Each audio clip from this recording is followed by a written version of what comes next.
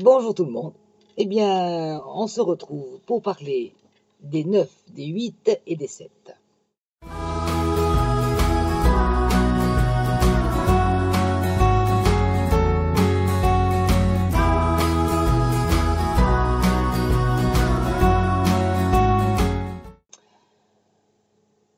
Nous allons donc commencer par le 9 de cœur, pour démarrer toujours dans la série des cœurs. Alors, je prends toujours mon petit pense-bête. Le 9 de cœur, en fait, c'est une carte qui est extrêmement bénéfique, parce qu'elle transmet à travers elle une espèce de bien-être, une espèce de satisfaction personnelle, intérieure, quelque chose qui fait grand bien en soi. Donc, pour moi, cette carte, quand elle sort seule ou accompagnée par d'autres, il faut essayer de mettre l'accent, enfin, je vous dis comment je pense moi, mais c'est vrai que vous devrez le faire vous-même ensuite, mais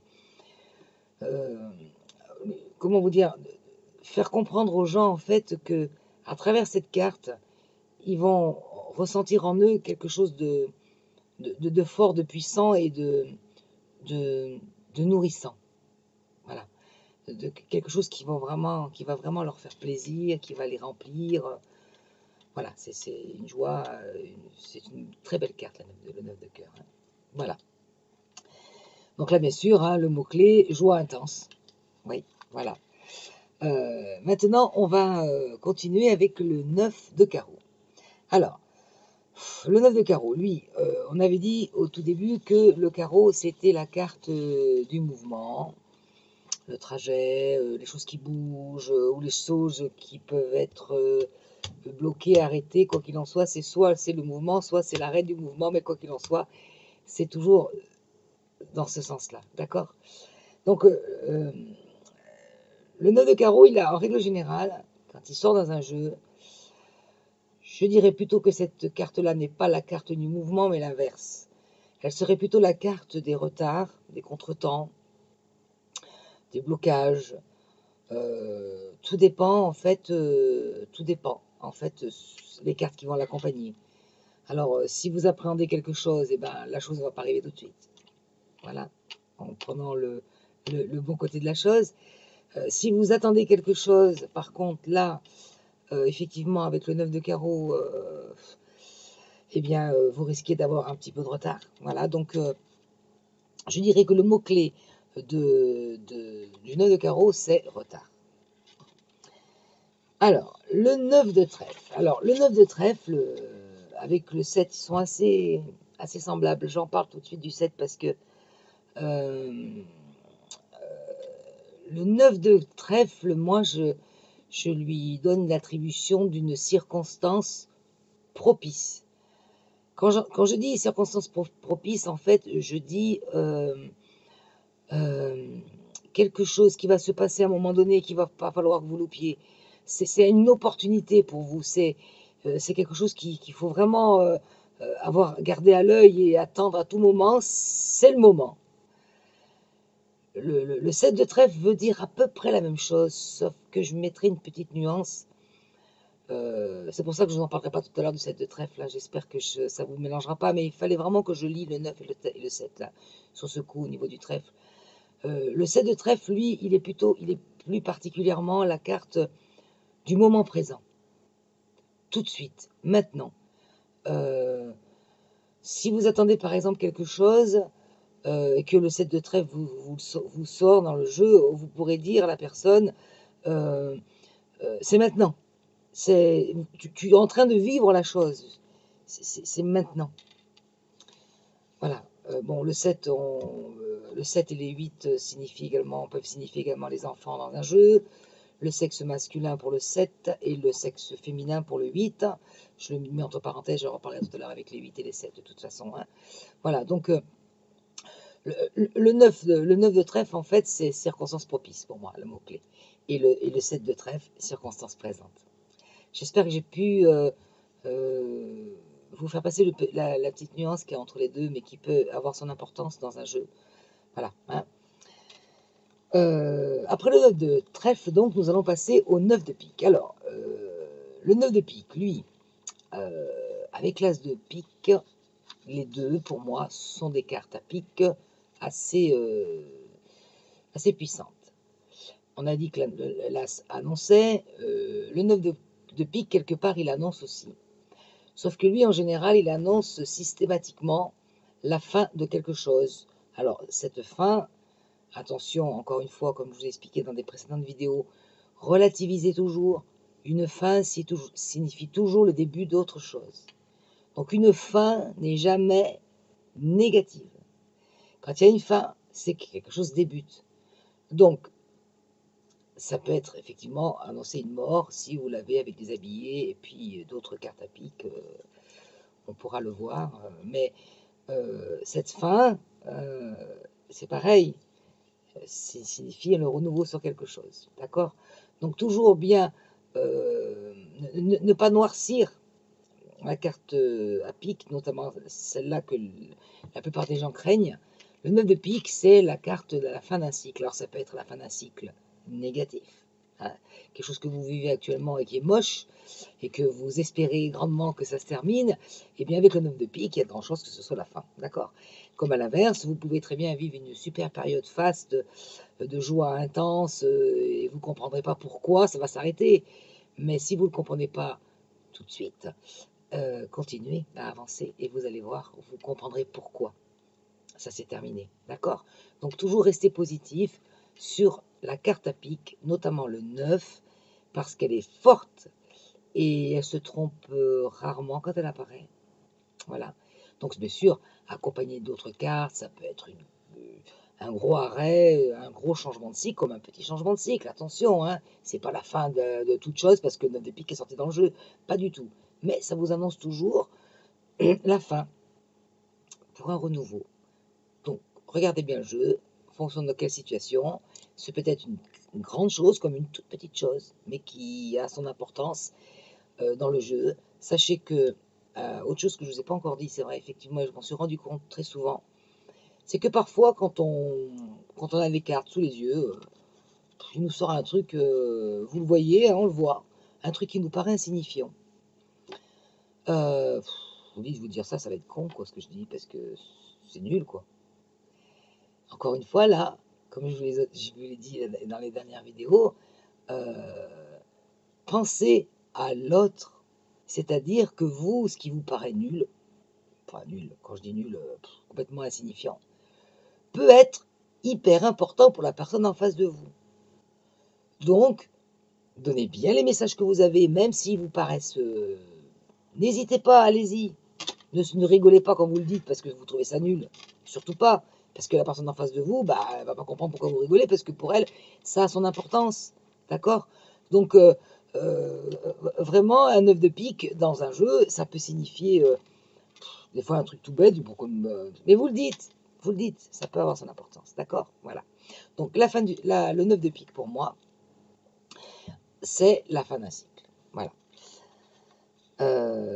Donc là, on a clôturé le 9 de cœur, carreau, trèfle, pique. On va attaquer maintenant par le 8 de cœur. Alors, tout à l'heure, je vous ai dit que les 7 et les 8, ça pouvait être des enfants. Effectivement, le 8 de cœur peut signifier, parce qu'elle signifie également autre chose, le 8 de cœur. Hein.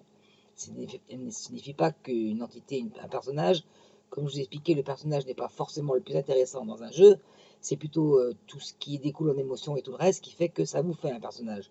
Enfin, c'est comme ça que je vois les choses. Donc, c'est peut-être une petite fille une petite fille blonde en général. Hein, le rouge, les blonds, le trèfle et le pique, ça peut être des personnes brunes. Hein. Donc, en règle générale, c'est comme ça. Mais bon, ça peut être également euh, une petite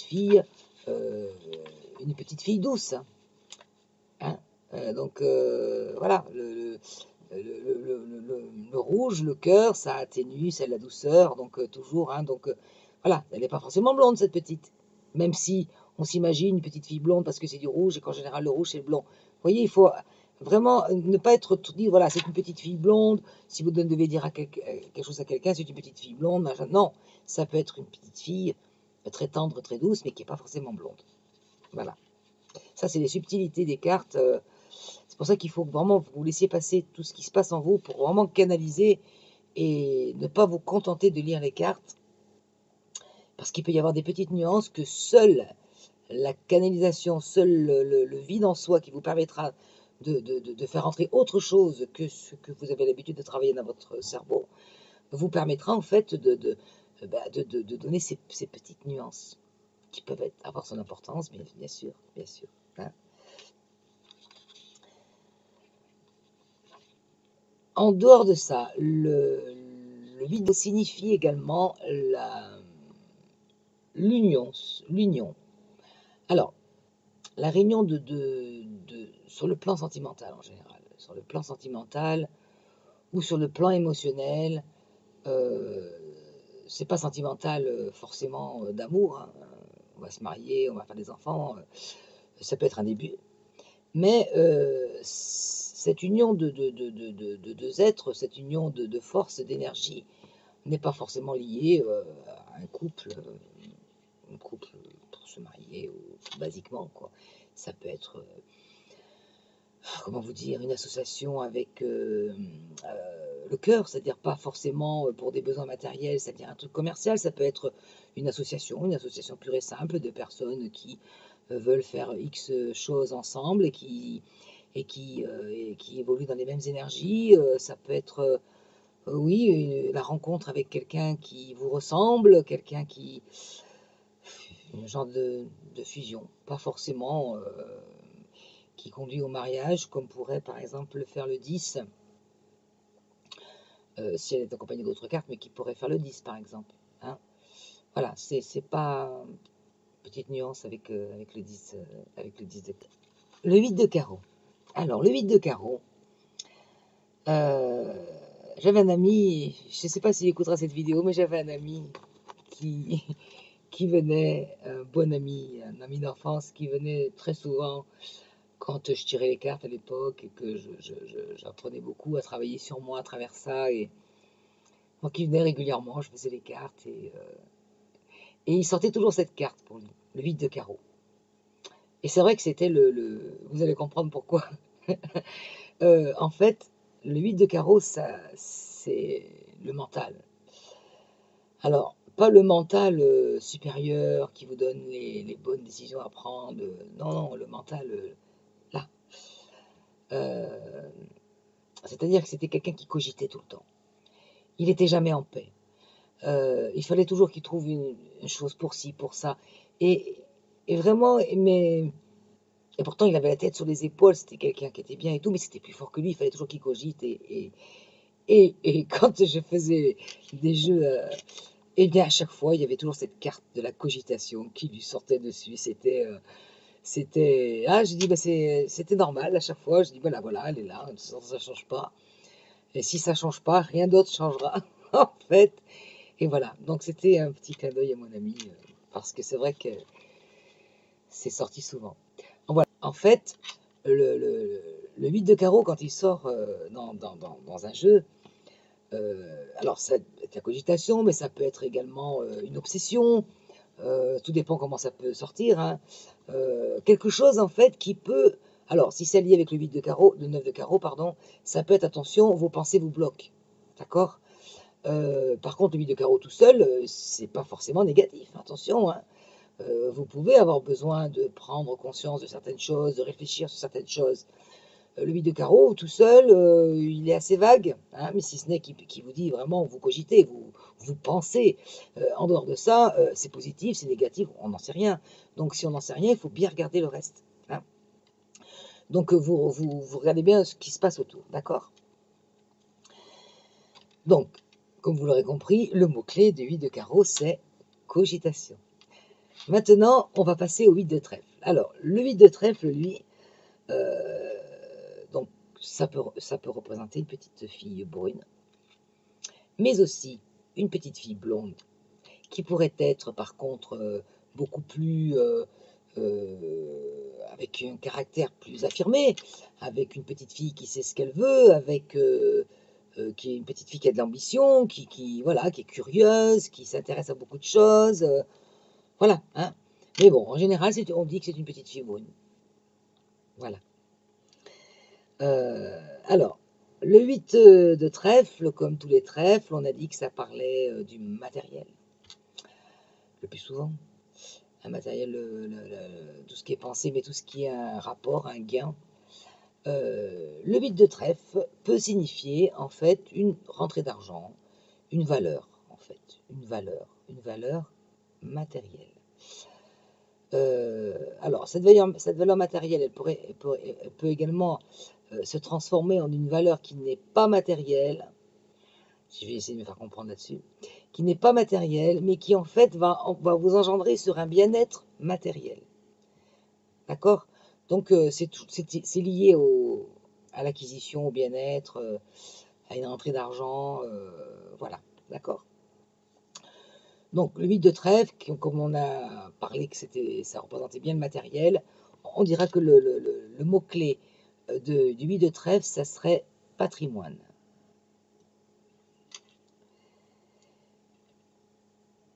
Le 8 de pique maintenant.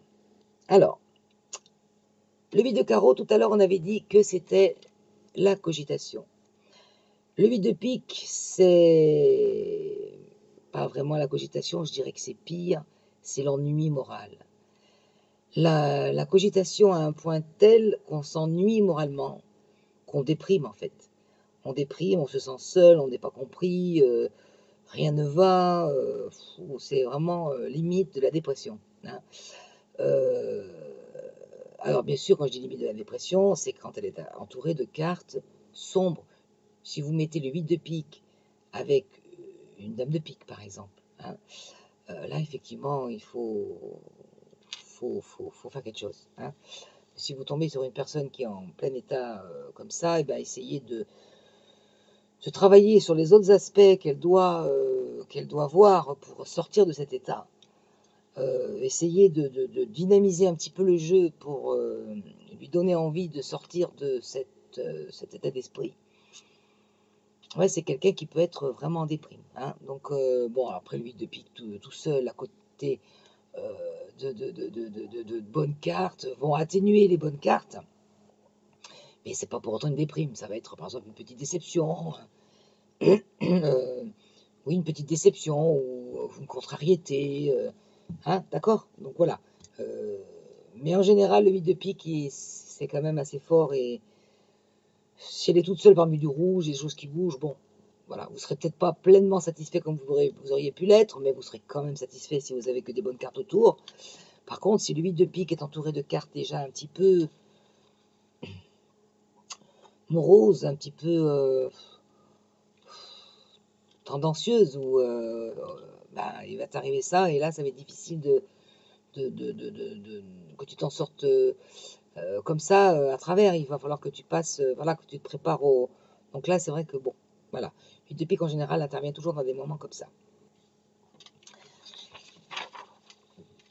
Donc le mot-clé de notre 8 de pique, pour ne pas oublier les mots-clés, parce que c'est important les mots-clés, hein, je dirais donc contrariété pour le 8 de pique. On a fait le tour des 8, pardon. On va faire maintenant le tour des 7.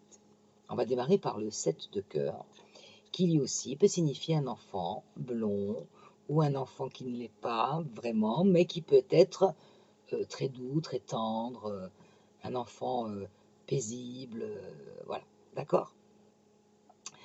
Le 7 de cœur, de cœur également peut signifier la naissance d'un enfant. Alors, en général, la naissance tout seul, le 7, il y a plusieurs moyens de savoir qu'il peut y avoir une grossesse dans un jeu. Si vous avez 3 7 qui vous sortent à la suite, si vous avez l'as de cœur et le 7 de cœur, par exemple, là, ça peut vous annoncer la naissance d'un enfant. Voilà, donc il y a grossesse, naissance d'enfant, il peut y avoir perte d'enfant, on peut le voir par contre. On peut très bien, par exemple, on a parlé du 8 de pique précédemment. Le 8 de pique précédemment, en fait, on a dit que ça pouvait être une contrariété ou quelque chose qui va nous. Bah, si vous avez, par exemple, l'as de cœur, le 7 de cœur qui vous indique euh, que c'est peut-être, on vous annonce une grossesse ou une naissance, avec le 8 de pique, il se peut qu'il y ait quelques petits contretemps, contrariétés. Donc, bah, prévenir la personne, rien de grave, parce que s'il n'y a que ça sera rien de grave, mais ça peut être voilà, que la personne assure ses arrières, fasse ses examens qu'il y a besoin de faire, qu'elle prenne soin de soi, d'elle du moins, ou de oui, d'elle, oui, j'allais dire de lui, mais non, là, c'est pas possible. Donc voilà, donc qu'elle prenne soin d'elle, qu'elle fasse attention à elle. Donc c'est un petit message qu'on lui donne, c'est un cadeau. Donc voilà, sans dramatiser, sans dire oh là ça va mal se passer, tout ça, non, hein, pas forcément, d'accord. Voilà pour le 7 de cœur. En tout cas, le 7 de cœur, le mot-clé, événement heureux. Hein. En général, le 7 de cœur, quand ils sont dans un jeu, c'est toujours un bon moment. Le 7 de carreau. Alors, le 7 de carreau, à la différence de l'As, hein, à l'opposé, l'As annonçait, les 7 sont toujours le début, mais action. Ça démarre. Hein. Le 7 de carreau, là, lui, c'est tout à fait ça. C'est-à-dire que là, vous partez en action, vous activez quelque chose, vous démarrez quelque chose. Alors, si vous avez d'autres cartes à carreau à côté, c'est parti, quoi. Hein. N'ayez pas le 9 au milieu, hein, parce que ça risque d'avoir 9 de carreau, je parle toujours. Hein. Parce que c'est vrai que si dans un jeu, vous avez tout un tas de carreaux, ça veut dire que les choses vont bouger, ça va bien aller. Avec le 9 de carreau, ça peut prendre un peu plus de temps. Hein, voilà. Donc, en tout cas, le 7 de carreau, c'est l'action, l'initiative dans tous les domaines. Tous les domaines. Ça peut être le travail, bien sûr, l'argent, les affaires, mais ça peut être également dans le domaine sentimental. Vous avez peur de vous jeter à l'eau pour X raison, et là, on vous dit, bah si, vous allez y aller. Hein. Vous allez oser. D'accord. Donc, en fait, c'est ça. Donc, le 7 de carreau, le mot-clé, c'est initiative. Voilà pour le 7 de carreau. Le 7 de trèfle. Alors, le 7 de trèfle, pareil, hein, c'est toujours un enfant, ça peut être un enfant. Ça peut également annoncer une grossesse aussi. Hein, 7 de trèfle, 7 de cœur. Il y a une petite nuance, mais comment vous la dire je dirais que le 7 de cœur, c'est quelque chose qu'on attend. Et le 7 de trèfle, un peu moins. Vous voyez ce que je veux dire? C'est que c'est une chose qu'on espère et une chose qui est inattendue. En fait, je dis pas qu'on la veut pas, hein, mais qui est inattendue, qui n'est pas forcément espérée. C'est la circonstance présente dont je vous parlais tout à l'heure. Voilà, hein, c'est maintenant que ça se passe et voilà, et tu ne savais pas, mais c'est là, maintenant. Voilà. Maintenant, pour terminer, les cartes à jouer, je vais vous parler du 7 de pique. Alors, le 7 de pique, pour clôturer tout ça, un petit peu comme quand je vous parle des anges, des énergies qui commencent et qui a une fin, un début, une fin, puis ça repart. Et ben, le 7 de pique, lui, il clôture tout. C'est-à-dire que le 7 de pique, quand il sort dans un jeu, lui, il est là, c'est comme s'il mettait le cachet. Il mettait le cachet sur ce que vous êtes en train d'annoncer. Il mettait le cachet sur une certitude. Vous avez un doute sur quelque chose, vous sortez un jeu et la carte du 7 de pique, il vous dit c'est certain.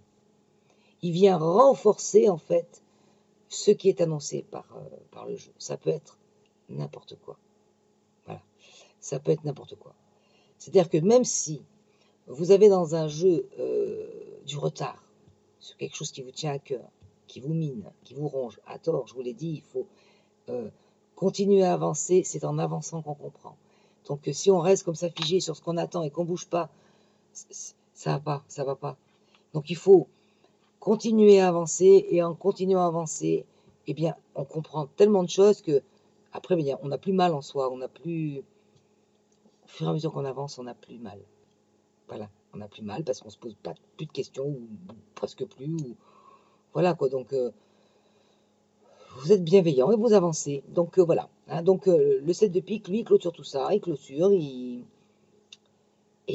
met son tampon à la fin. Voilà, mes amis. Donc là, on a terminé les cartes à jouer une par une. Dans la prochaine vidéo, je parlerai donc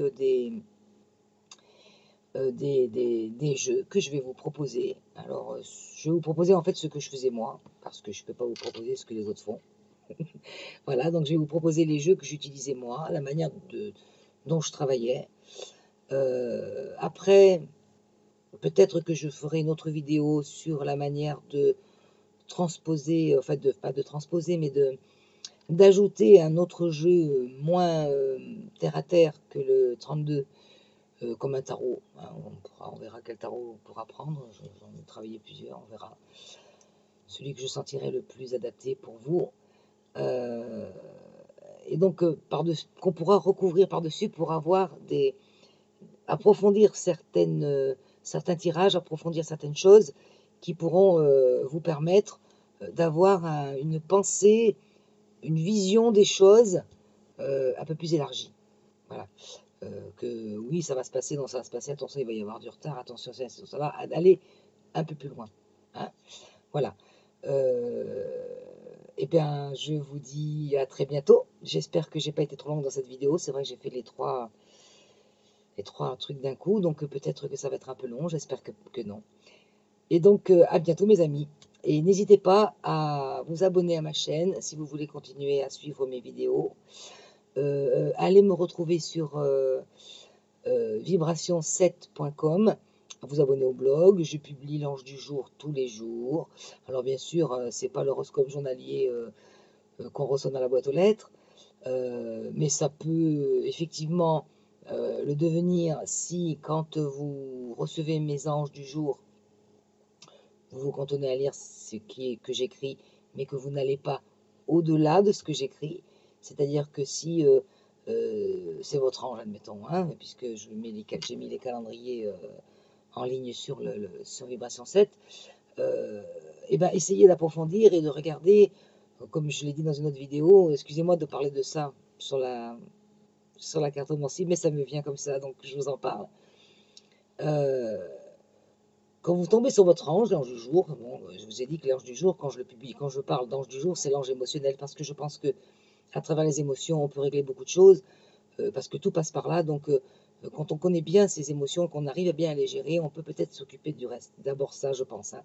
Donc, c'est pour ça que j'ai choisi d'appeler l'ange du jour l'ange émotionnel. Mais nous avons un ange physique, un ange émotionnel et un ange spirituel. Donc, dans cet ange émotionnel, vous avez tout un tas de clés. Donc, vous avez les pierres, vous avez des numéros.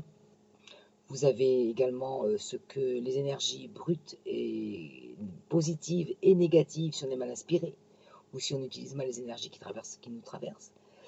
Donc voilà, prenez le temps de lire mes anges du jour, non pas comme un horoscope quotidien. Voilà, aujourd'hui l'ange c'est celui-là. Non, c'est pas mon but en fait. Mon but c'est d'essayer que ça vous interpelle et que vous ayez envie d'approfondir certaines choses. Et je suis à votre écoute autant que je peux le faire, parce que je travaille en journée, donc voilà, mais j'essaie toujours de me libérer, j'essaie de répondre à tout le monde en tout cas. Donc n'hésitez pas à poser des questions, et je ne pourrais pas faire le travail à votre place, on est d'accord, hein. Mais par contre, je pourrais peut-être vous guider sur où aller chercher, vous faire gagner du temps déjà. Hein, voilà. Donc, eh bien voilà, donc ben, écoutez, excusez-moi d'avoir discuté des anges gardiens pendant une vidéo de cartomancie, mais voilà, je sais pas, c'est passé comme ça. Je vous dis donc à très très bientôt.